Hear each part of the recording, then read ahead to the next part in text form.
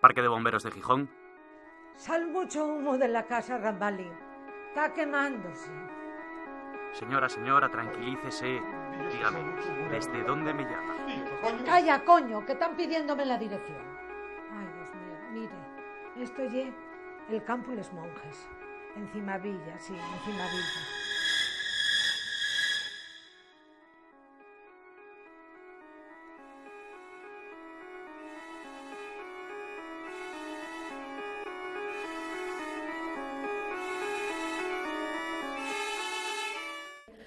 Que mataron a Rambal Virgen, que mataron a Rambal y aquello, que mataron a Rambal. Pero fue una cosa llorado y querido, ¿eh? Sí. El funeral fue en la iglesia de San Pedro y había mucha gente, porque la muerte que dieron el prove. Y eso era lo que había, una víctima de homicidio, en este caso asesinato, quemada. Y por ser un provin como era, que era un prove, era de una familia pobrísima, pues joder, no hicieron nada por él. Nadie se movió. La familia que no podía y los otros que no quisieron, ahí quedó impune el asesino. Lo fuimos dejando porque, como el cerco no acababa de estrecharse, entonces fue decayendo poco a poco el interés tanto de la población como de la propia policía. El gran misterio que queda en la ciudad, ¿no? ¿Quién mató a Rambal? Es una pregunta que se sigue oyendo de vez en cuando en determinados sitios.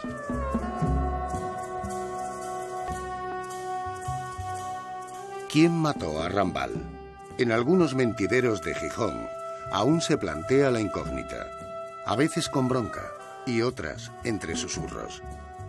Varios escritores asturianos han publicado o publicarán sus impresiones sobre el caso, arropadas con más o menos ficción. Pero lo cierto es que nadie sabe quién mató a Rambal, aunque sí hemos investigado cómo y quizás el por qué lo hizo. Fue una persona que actuó en la noche, cerciorándose de no ser descubierto, para hacerlo con alevosía. Actuó rápidamente, fue un crimen sangriento y rápido, y desapareció en la noche por donde entró, y eso es la impresión que tuvimos. Una persona probablemente más corpulenta que la víctima, actuó rápido, probablemente premeditado. Había unas heridas que eran cortantes, producidas con arma de mucho filo, y otras que eran punzantes.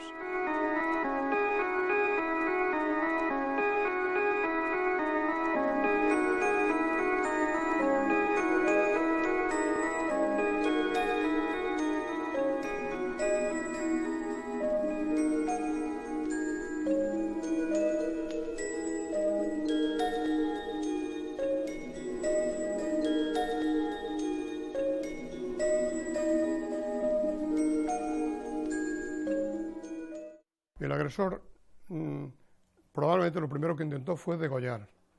Y en los primeros intentos probablemente no encontró la garganta, que es lo que pretendía, y después, al ver que no tenía mucho éxito, aunque consiguió una herida importante en la parte anterior del cuello y en el paquete vascular en la yugular, enseguida se puso a pinchar para rematar, para consumar el homicidio.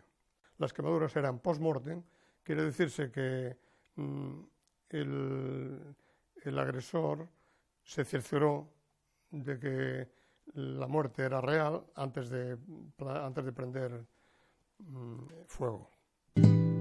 15 puñaladas, una víctima de homicidio quemada.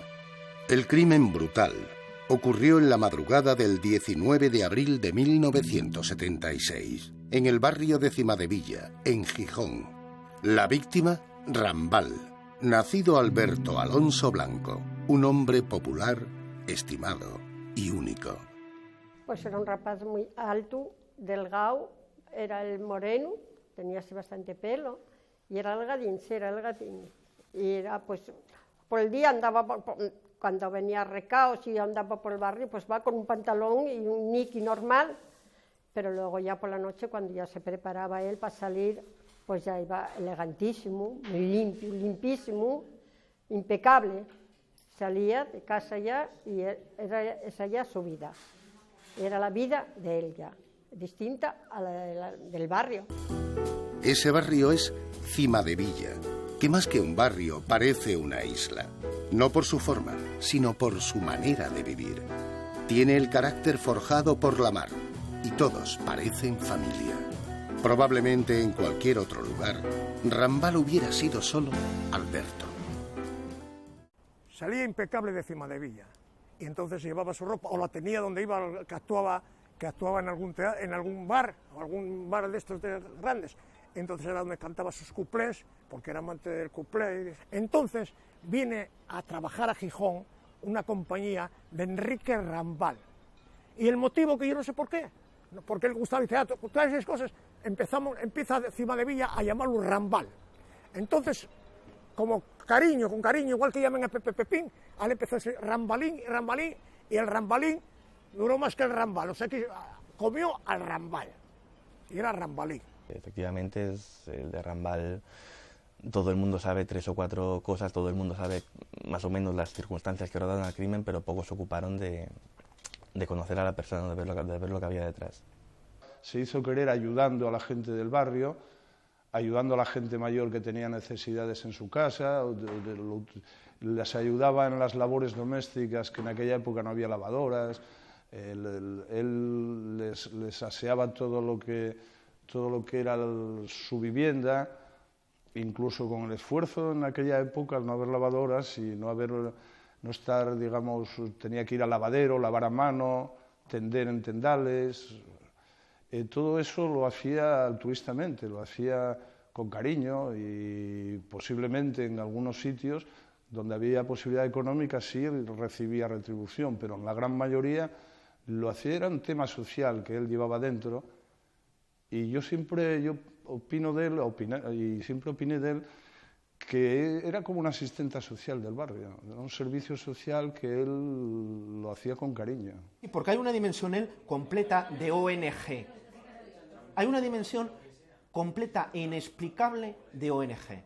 Una prostituta que necesitaba tal y le llevaba un bocadillo, no sé quién que necesitaba no sé qué más e iba. Era muy querido, sobre todo las personas mayores, que él ayudaba a todos, iba a lavar con ellas y hacía ellos recaos y todo. Era muy bondadoso y muy servicial en todos los aspectos. Yo creo que era una persona religiosa y bastante religiosa. Y creo que era que llega un momento que él estaba convencido de que si haces el bien, recoges el bien. Rambal era un hombre religioso, devoto de las vírgenes de los Remedios y la Soledad, iglesias ambas ubicadas en Cimadevilla. En la celebración más pagana de las fiestas, se organizaban unos desfiles de modelos donde niños, hombres y mujeres se disfrazaban y desfilaban. Pues mira, cuando llegaban las fiestas de la Soledad, pues era el que se disfrazaba de lo que fuera, de cualquier cosa, porque él todo y venía bien, pero en todos los desfiles salía él.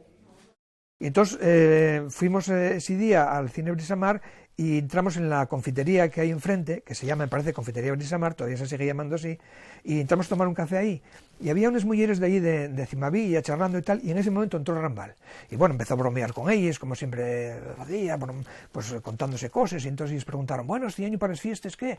Y entonces dijo, nada, voy a ir de Reina Mercedes disfrazada, porque siempre decía, voy a ir disfrazada de Reina Mercedes, y bueno, ahí nos reímos un poco, nosotros en una mesa un poco más lejos y tal, pero bueno, participamos un poco porque lo oíamos todo, ¿no? Un poco de ese buen ambiente y tal, ¿no? Y disfrazados a la madre de niñera, y él de bebé con una manta del Mifiu y la silla del Mifiu. Y después pidióme unos zapatos y eran el 37 y a él valieron, porque andaba todo el día con ellos. Y había mucha gente, iba mucha gente detrás de ellos. Y él cantaba, y bueno, además que estaba la gente deseando que cantara Rambal, porque era simpático, hasta no poder más, y buen rapaz, y en lo que era. Ahora, después de la vida de él ya, era su vida, como tú la tuya, yo la mía, y la otra, el otro. Son vidas que, claro, que cada uno nada a su manera. Él nació así, porque él no es de vicio ni nada, porque él ya desde pequeñín, Todos lo sabíamos que era, pero jamás se le llamó, se le insultó, se le dijo nada que le ofendiera. Le quería, hombre, el barrio le quería, y sintió su muerte. Rambal vivió toda su vida bajo una ley de vagos y maleantes que le podía meter en prisión por una condición, la de homosexual, que no ocultaba. Gracias a su generoso carácter, evitó la cárcel, pero no a su verdugo. Nos enteramos, eso sí me acuerdo perfectamente, por un teletipo de la agencia EFE fechado en Gijón. Ese teletipo que decía sin más detalles que Rambal había aparecido apuñalado, medio quemado en Gijón, encima de Villa, nos puso en marcha todo el aparato informativo de nuestro periódico, ¿no? Inmediatamente marchaba a la comisaría, donde eran prácticamente todos los inspectores conocidos por ser sido visitante todos los días de la comisaría en busca de información, y ya me dijeron, oye, apareció muerto Rambal, no te podemos decir nada más, porque yo es como estamos, hay mucho jaleo, y estamos con ello. Entonces, a partir de ahí ya, yo ni me moví de la comisaría. Prácticamente estuve de guardia, llamé al periódico diciendo, oye, ¿qué pasó esto? De aquí no me muevo hasta que no saque algo en claro, la noticia limpia.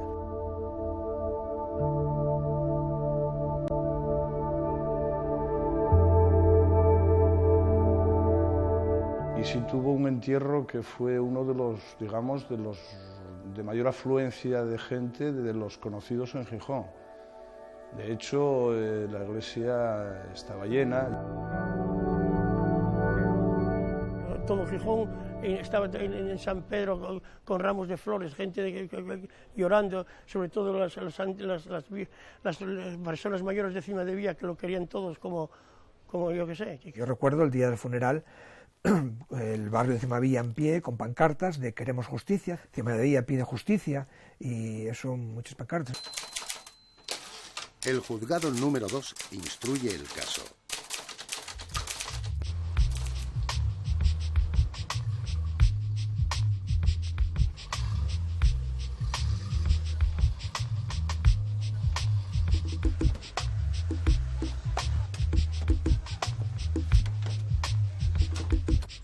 La Brigada de Investigación Criminal acude a la casa de Rambal en busca de pruebas. Algunos periodistas logran colarse, quizás en un descuido, y ser testigos del escenario del crimen. Cuando llegamos a la casa de Rambal, estaba todo revuelto, todo en una habitación que era donde apareció el cadáver de Rambal, con síntomas de haber habido fuego allí, y como si un elefante hubiese entrado en una cacharrería, todo completamente destrozado. Pruebas allí en el escenario no había muchas, porque al entrar los bomberos antes, no hay reproche para el cuerpo de bomberos, porque evidentemente si ellos no hubieran actuado, las pocas pruebas que tenemos no habría ninguna. Es decir, que ellos fueron a hacer su trabajo, pero para nosotros fue difícil. El incendio no era de gran importancia. Lo que ocurre es que salía humo, había un olor un poco nauseabundo. Entonces, pero vamos, en un principio nosotros vamos a apagar un incendio normal y corriente como podía suceder de otros muchos que hemos ido. Lo que ocurre que después de que ya lo apagamos, que era, ya digo, vuelvo a repetir otra vez, una mínima, era mínimo el incendio, un conato, por llamarlo de alguna manera, pues la trascendencia ocurrió cuando vemos que hay un cadáver. Quemaban unos trapos, quemaba parte de los pies de él, que estaba en vez de en la cama atravesado, para entendernos mejor, en vez de estar en longitudinal, estaba atravesado.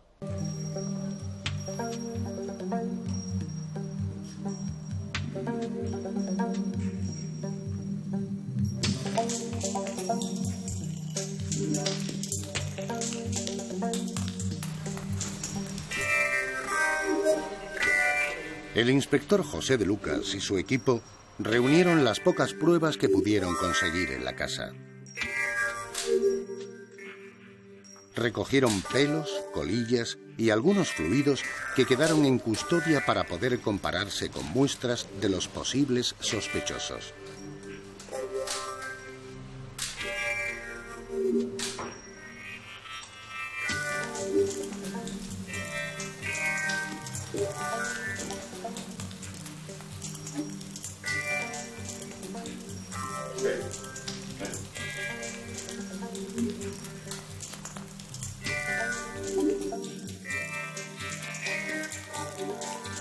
Una huella parecía prometedora.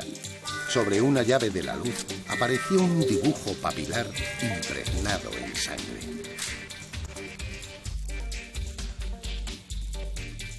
Un grifo abierto y un lavabo encharcado eran la prueba de que el asesino se había lavado las manos tras el crimen, borrando cualquier otra pista.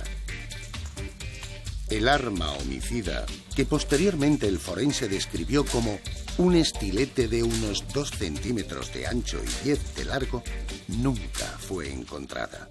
La policía, a partir del asesinato de Rambal, de aparecer el cadáver, empezó a rastrear todos los ambientes homosexuales de Gijón. Pero se encontró con un coto cerrado. Era impresionante, no hablaba nadie. No hablaba nadie. Así como a lo mejor en otro ambiente puedes quitar a alguien, ir de la lengua, tal, en este mundo, hermetismo completo, no, nadie habló, nadie, no pudieron sacar nada. En aquella época también hay que pensar que la sociedad gay era muy hermética, la gente, había muy poca gente, digamos, fuera del armario, estas cantidades de homosexuales que se supone que había, pero no eran conocidos. Estaba en vigor la ley de vagos maneantes, era una sociedad tan hermética y misteriosa como podía ser una secta, por ejemplo. Esto siempre dificulta mucho, hace difícil el progreso de la investigación. Los días siguientes fueron primero de muchas pesquisas, de interrogatorios exhaustivos a todo el barrio, a todos los negocios, hostelería, a todo el mundo. Y llegaron a una conclusión, la policía, era que el autor había sido un tal Manolón, que era camionero. Manolón camionero, era un señor alto, fuerte, de una mediana edad y con tendencias homosexuales. Entonces, cada vez que venía a Gijón con carga o a recoger carga, el primer contacto era con Rambal, porque mantenía una estrecha relación sentimental.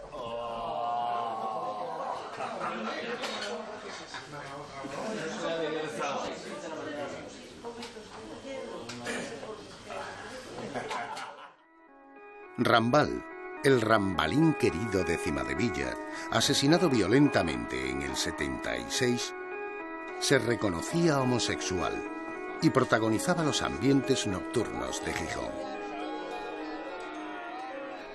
La policía apenas halló pistas, pero el forense tenía la certeza de que el crimen había sido premeditado. Manolón, el camionero, un amigo especial de la víctima, fue el primer sospechoso. Entonces empezó a poner en marcha la máquina policial de entonces, que no era como ahora que hay estos avances, y lo localizaron en Zaragoza, con el camión. Lo detuvieron, lo interrogaron, pero tenía una coartada para aquella noche. Una coartada que yo no sé qué coartada era. Si estaría descargando el camión en otro sitio que con justificantes pudo hablar de que efectivamente no había estado en Gijón esa noche, pero fue el principal sospechoso. Y ahí se centraron todas las pesquisas. Yo creo que abandonando incluso otras que posiblemente hubiesen dado más fruto, quizás. Yo creo, lo he creído siempre, que en España no es un país de crímenes pasionales. En la larga experiencia ha cambiado todo mucho, pero en la larga experiencia del caso, pues son muy pocos, fueron muy pocos los crímenes pasionales. Siempre era por intereses entre hermanos, por unos lindes, por una herencia, por robo, en fin, por unos intereses distintos.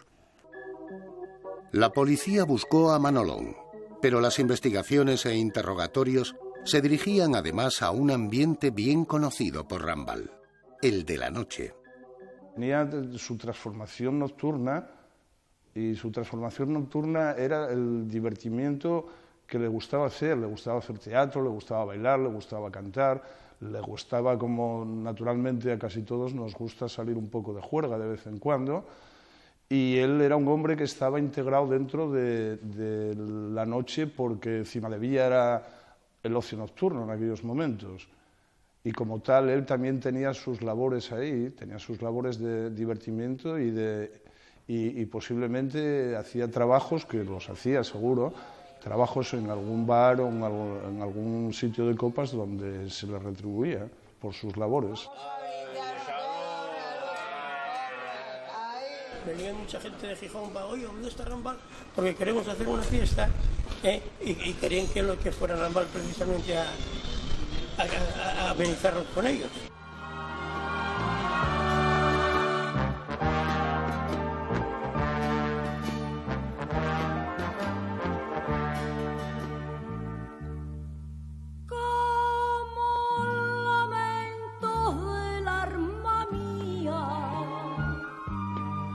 Son mis suspiros, Varga me dio, fieles testigos de la agonía que va quemando mi corazón.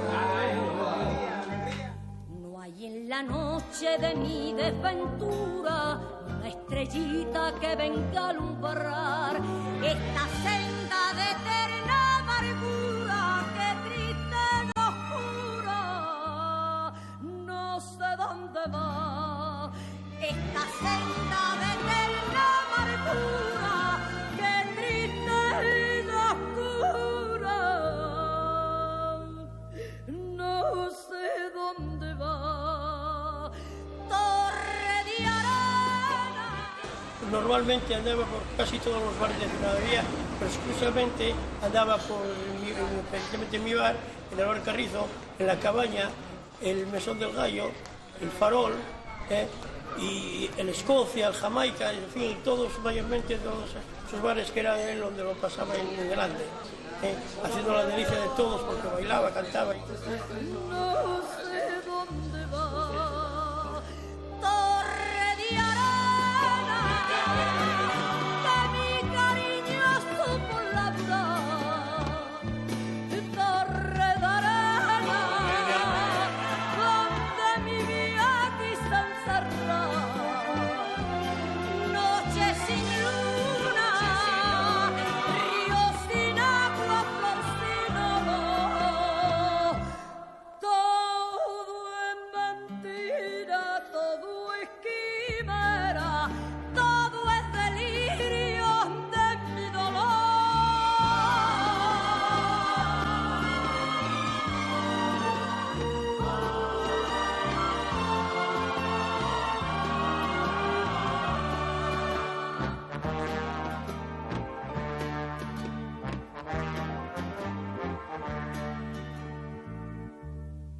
Como una flor que deshoja el viento, se va muriendo mi corazón,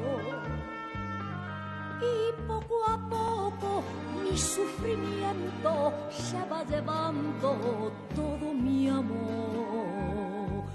Como una fuente. El ambiente nocturno de Cimadevilla de la época de Rambal, yo creo que era un ambiente sucintamente de libertades, Gijón cumple esta condición espléndida de ciudad marítima, ciudad abierta a todo, ciudad donde nadie está de sobra, y era un ambiente, por supuesto, yo creo que de despendole total.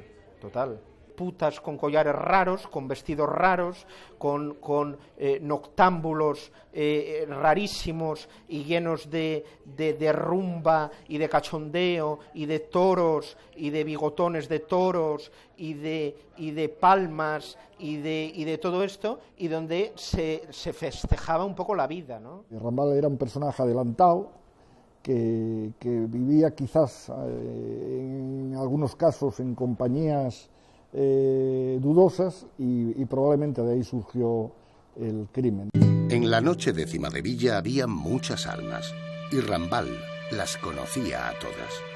Un extraño potaje de oficios, clases y opciones sexuales que se acodaban en la barra del bar para beber leche de pantera. Sí, tal como indican las pruebas forenses, el asesinato de Rambal era premeditado, puede que algún compañero de juergas lo mirara como a una víctima. La policía tenía que revolver en aquella olla caliente, recomponiendo sus últimos pasos. El 18 de abril, Rambal pasa casi toda la tarde jugando a las cartas y bebiendo con un matrimonio y sus 2 hijos. A las 9 entran en el desaparecido Bar Rochelle de la calle Rosario. Prosiguen en el bar La Habana, situado en la misma calle. Un individuo joven se le acerca, parece que se conocen, y Rambal se va acompañado del joven. Son las 12 menos cuarto de la noche. Se fue media hora antes de la última vez que se le vio con vida, estaba a la puerta de un bar hablando con él, y la frase que Rambal dice en ese momento a la puerta del bar es: no me riñas aquí en la calle, ¿no? Entonces, eso va a entender que lo conocían. Mientras Rambal discute con el joven, un conocido y vecino del barrio, llamado José María LF, se cruza con ellos. No recibe respuesta. Están enfrascados en la discusión. Rambal no le ha visto. El vecino se ha fijado en el joven y coincide con el camarero en la descripción. De unos 20 años, cara fina, alargada, pómulos salientes y ojos claros, chaqueta de lana, jersey y pantalón verde de pana. Las 12 menos 5 de la noche, en la esquina de la calle Vicaría con Rosario.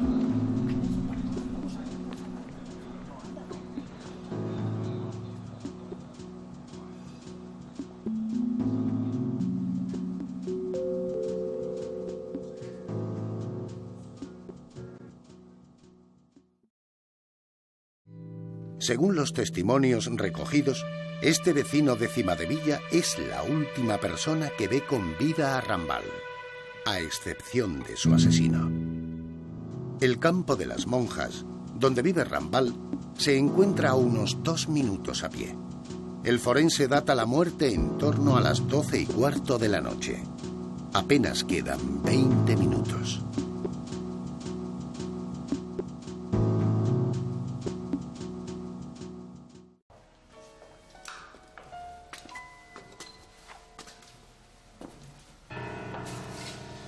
¿Le acompañó el joven a su casa? Puede que no, pero jamás volvió a aparecer por el barrio.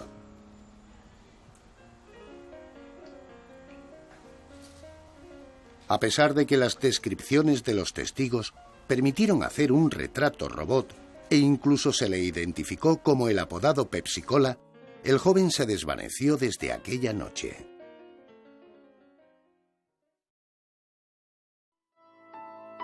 Si Rambal se fue solo a casa, la otra hipótesis verosímil es que él mismo abriera la puerta a su asesino. Y el que fue a picar, conociólo, porque si no lo conoce, él no abre. No abre, abrió y costó la vida. El informe policial cita: a juicio de los funcionarios que intervinieron en el hecho, el agresor era conocido de la víctima, ya que o bien entraron o bien abrió, porque la habitación estaba en perfecto orden. Se veía que era una casa muy limpia, e incluso sobre el fuego de la cocina tenía una tartera con patatines con carne. Entonces debe ser que primero iban a tener una relación, Rambal con el presunto asesino, y luego iban a cenar. Por lo que sea, se trastocaron todos los planes.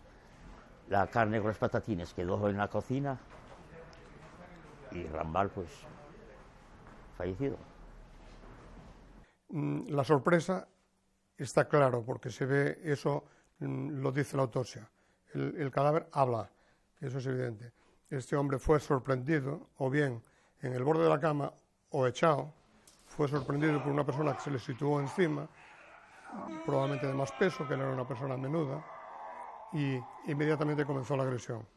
Apareció que había bebido, tenía una cantidad importante de alcohol en el estómago, con alimentos en semidigestión. Esto nos hizo suponer también que la capacidad de defensa de la víctima estaba mermada. Las quemaduras eran post-mortem, quiere decirse que el agresor se cercioró de que la muerte era real antes de prender fuego. Salvo los datos ofrecidos por el médico forense, las escasas pruebas recogidas en la habitación de Rambal no aportaron información útil al caso. Una vez cotejada la huella que apareció en el interruptor de la luz, resultó ser de un miembro del equipo de bomberos. El atuendo nuestro uniforme, no llevábamos guantes, no llevábamos caretas, no teníamos lo que hay ahora, por ejemplo, ¿no? Entonces, los guantes no existían y para las narices pues usábamos nuestro propio pañuelo. Los indicios que la policía había seguido hasta ahora no posibilitaron ninguna detención. Ni el camionero Manolón, ni el joven apodado Pepsi-Cola, ni las pruebas materiales conducían hacia un sospechoso real. Solo habían pasado unos pocos días desde el crimen. Siempre te decían que se estrechaba el cerco, llegaba el día siguiente que se estrechaba el cerco, y en el periódico se estrecha el cerco, cada vez más cerca el esclarecimiento del asesinato de Rambal, pero no se llegó el cerco nunca se llegó a estrechar. En los ambientes policiales de los 70, el agente del FBI Robert Ressler acababa de acuñar el término asesino en serie. La policía de Gijón, un equipo joven y receptivo a teorías innovadoras, decide barajar una nueva posibilidad. Apareció otro crimen de unas características muy similares en Santander. También un homosexual muy conocido que tocaba la guitarra, muy conocido en el ambiente gay nocturno de Santander. Hubo otro crimen en Valladolid y otro en Valencia, me parece que era. Y en este Santander apareció una huella. El criminal actuó de una manera muy parecida al que lo hizo el de Rambal. También tenía acceso a la vivienda o había quedado con el ocupante de la vivienda. La posibilidad de que fuera el mismo, pues sí, pues existe, pero claro, no apareció tampoco.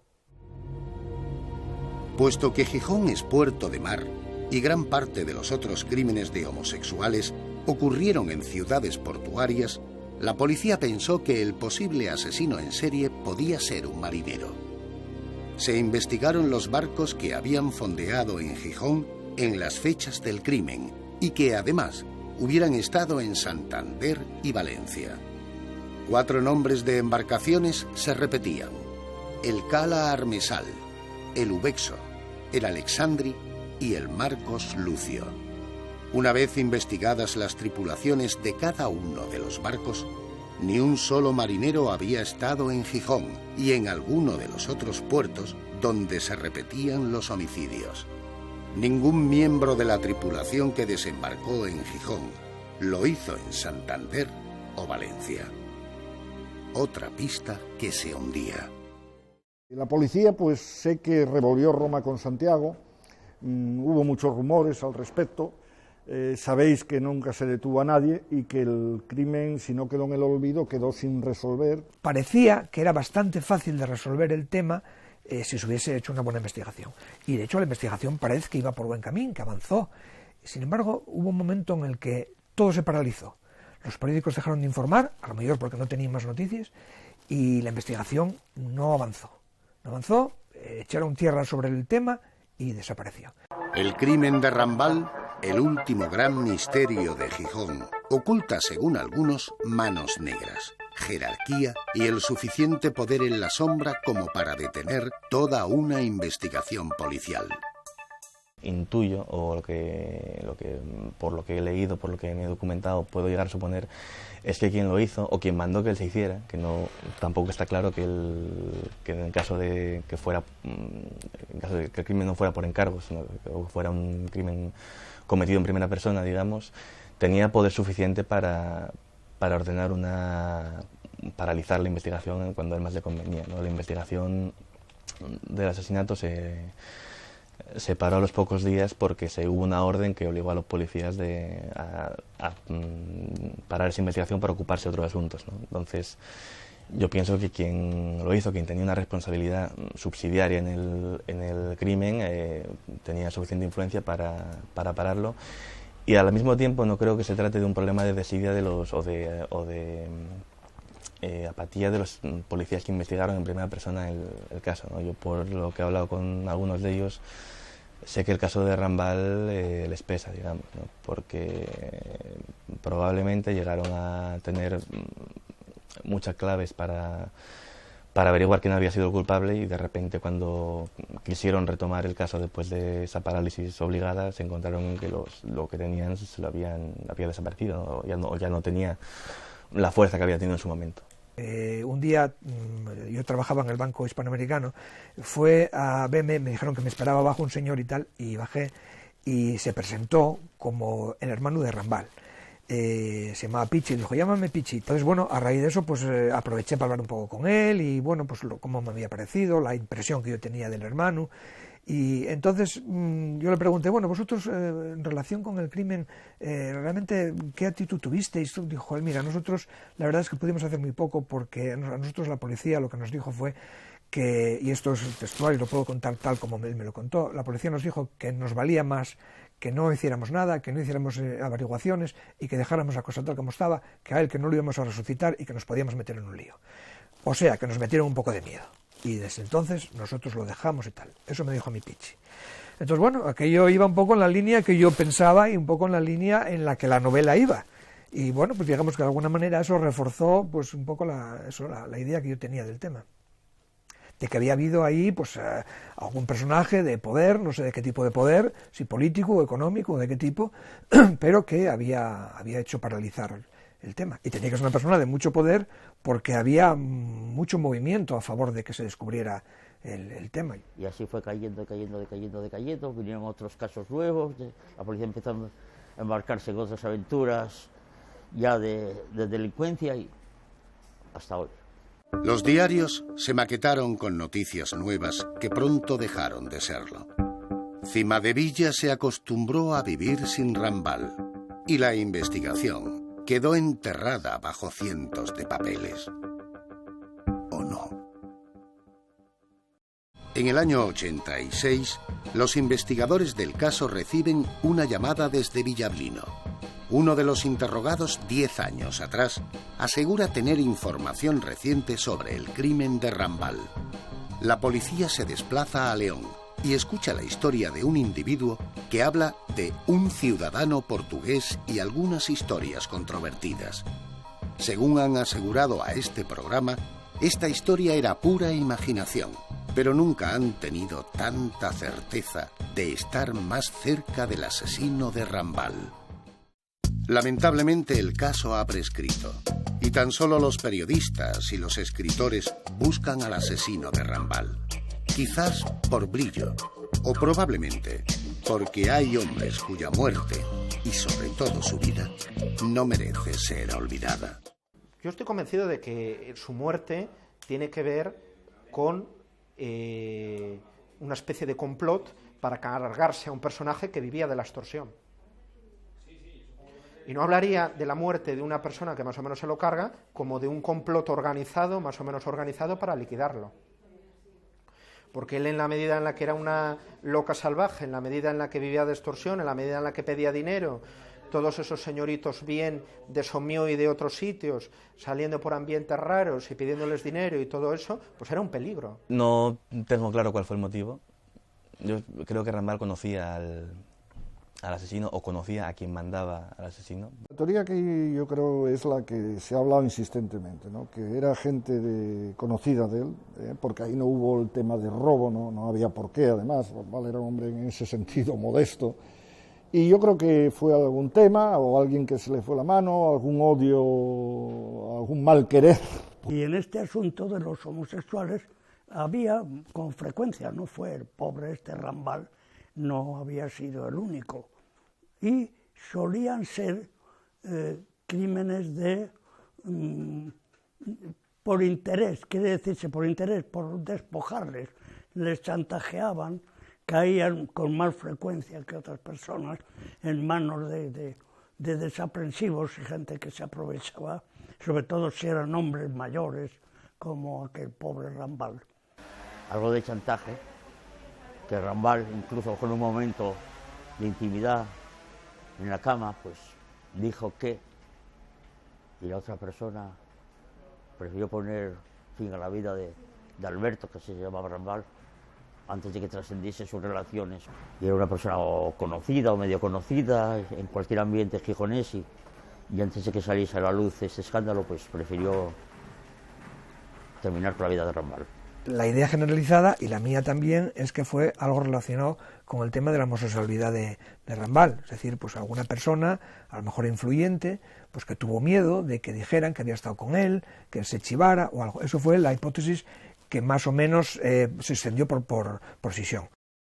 Y Rambal es un mito, es más que por la forma en la que murió, más que porque el crimen no se haya resuelto, más que por cualquier historia de esas, es porque de alguna manera simboliza ese espíritu de la ciudad que fue y que ya no volvió a ser después de él, ¿no? Esa ciudad, o esa cima de Villa, ese núcleo más abierto, con un punto canalla, pero a la vez entrañable.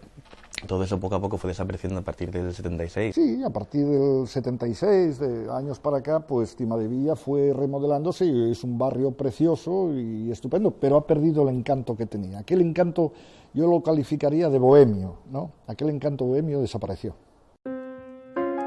Puede que sea cierto que con la muerte de Rambal, Cimadevilla empezó a morir también. Pero como todos los fuertes de carácter, sabe lamerse las heridas.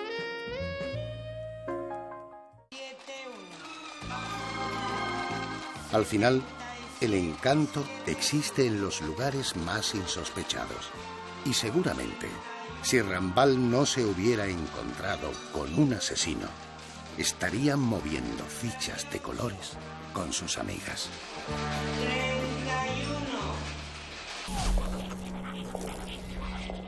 31.